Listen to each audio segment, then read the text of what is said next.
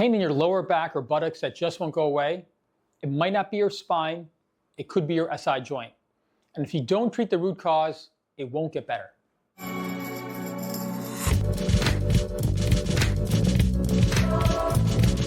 Hello, this is Dr. Siddharth Amber from Chicago Arthritis and Regenerative Medicine. I specialize in non-surgical treatments for musculoskeletal conditions, rheumatology, regenerative medicine, and metabolic health. I help people just like you avoid surgery, reduce pain, and get back to living well by focusing on smart, personalized treatment options. If you've been told your lower back pain is just from a disc, sciatica, or just wear and tear, but nothing seems to help, it's time to look deeper. Many people have pain that's actually coming from the sacroiliac joint or the SI joint. That's a joint where your spine meets your pelvis. It's a small but powerful joint, and when it's inflamed or unstable, it can cause a lot of pain and limit your movement. In this video, we're going to talk about why SI joint pain happens, how to tell the difference between inflammatory versus mechanical causes, and most importantly, how to treat it without surgery. We'll go step by step through your best options, starting with the simplest treatments and moving to more advanced regenerative options when needed. Your SI joint connects the base of your spine, the sacrum, to your pelvic bones, also known as the ilium. You have one SI joint on each side. These joints help to absorb shock and stabilize your body when you move, walk, or twist. What makes the SI joint unique is how it's held together. It doesn't move a lot, but it's incredibly strong and stable, thanks to a web of ligaments, muscles, and fascia that surround and support it. Here's the thing.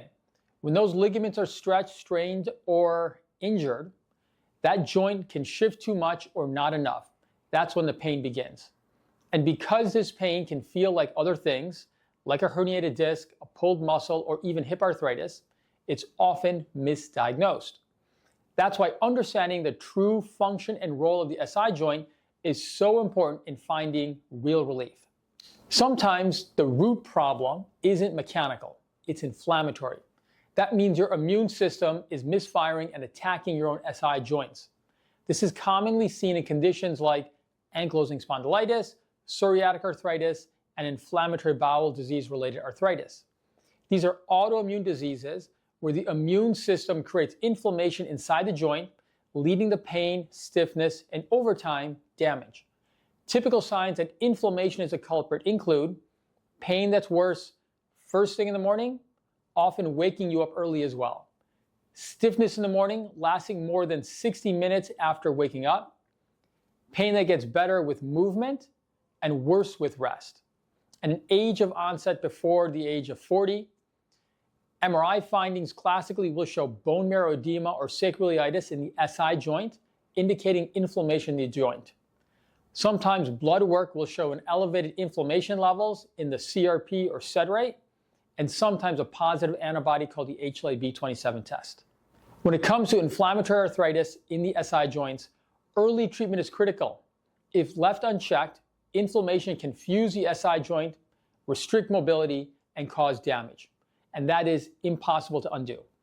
The good news is that modern biologic medications, when started early, can significantly reduce inflammation, improve symptoms, and protect your joints long term.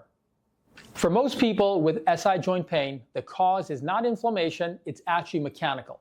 That means pain is coming from instability or degeneration in the joint. This is especially common in people with osteoarthritis or wear and tear arthritis, athletes or active individuals with repetitive motion injuries, mothers who've given birth, and anyone with a history of trauma, like a fall or car accident. Here's how it works. Over time, or with repetitive strain, the ligaments that hold the SI joint together become overstretched or damaged. This leads to micro-instability, a situation where the joint is moving slightly abnormal. Instead of gliding smoothly, the joint becomes irritated, painful, and sensitive to everyday movement. Clues that point to mechanical SI joint pain include pain that's worse with standing, walking, or climbing stairs, pain when rolling in bed, getting in and out of a car, or bending forward, tenderness directly over the SI joint, and typically normal blood tests showing no signs of systemic inflammation. Imaging showing mild arthritis can sometimes be there, but that's not the whole story. This kind of pain often flies under the radar because standard X-rays and MRIs do not always show ligament damage.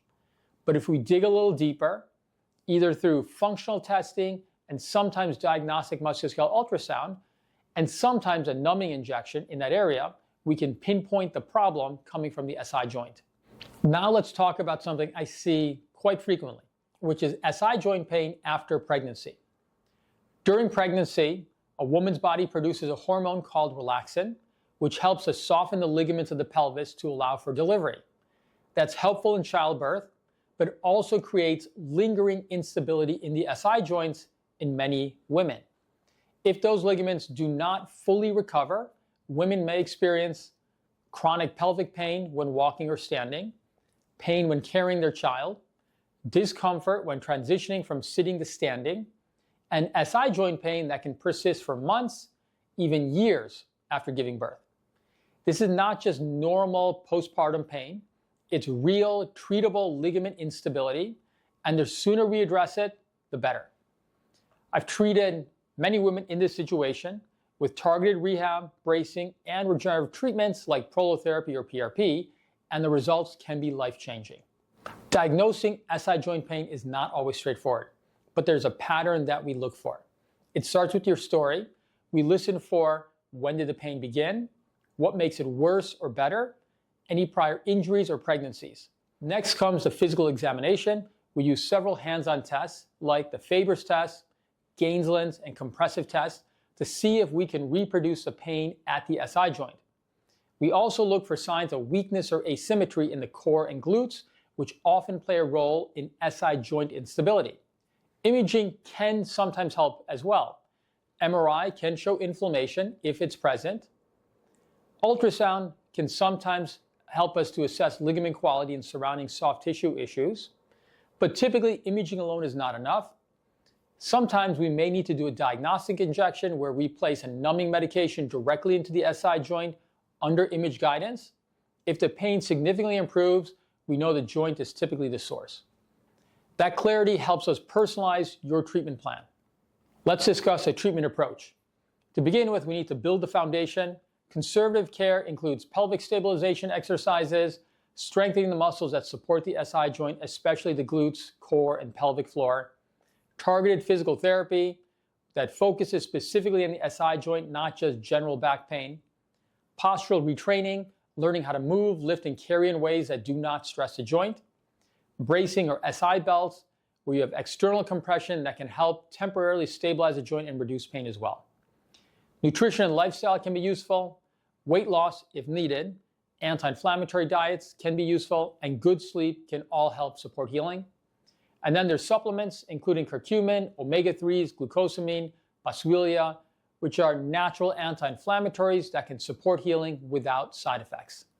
If your SI joint pain is due to an autoimmune inflammation like ankylosing spondylitis, you do need to calm down the immune system. Classically, NSAIDs, or anti-inflammatory medications, if they're tolerated, can be helpful for short-term relief. I'd recommend being cautious if you're using that long-term because there are some side effects. Biologic medications like TNF inhibitors such as Humira, Enbrel, Remicade, or interleukin-17 inhibitors like Cosentyx.